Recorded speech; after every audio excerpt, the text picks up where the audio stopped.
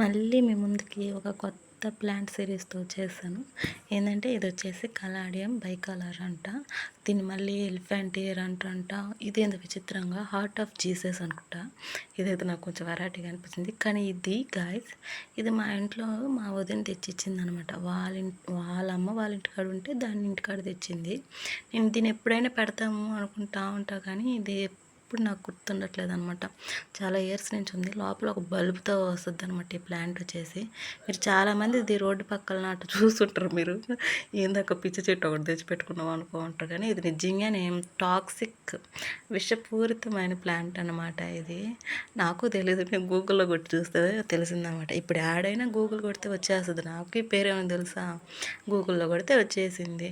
నేనేమనుకున్నానంటే దీని ముందు ప్యాంట్ అసలు సెర్చ్ చేయకముందే మొత్తం పట్టేసుకున్నాను. పట్టేసుకున్న తర్వాత కాసేపు దురదలు వస్తున్నాయి అనమాట చేతులకి. ఏందా అర్థం కాదు. తర్వాత పోయి ఏడో మిస్టేక్ అయింది, ఏదో కలిపెట్టేసి వచ్చాను నేను అనుకుంటా ఉన్నాను. ఈ ప్లాంట్ అని అస్సలు గుర్తులేదు నాకు. ఇంకా తర్వాత మళ్ళీ దీన్ని సెర్చ్ చేస్తున్నప్పుడు అప్పుడు గుర్తొచ్చిందనమాట. అప్పుడు రియలైజ్ అయ్యి, ఓ దీనివల్ల వచ్చింది అయితే నాకు ఆ దురద అనుకున్నాను. ఇది దత్తప్రియ చెట్టు ఒక తక్కిట్లో దూకుతుంది, విషపూరితమైనవి అనమాట.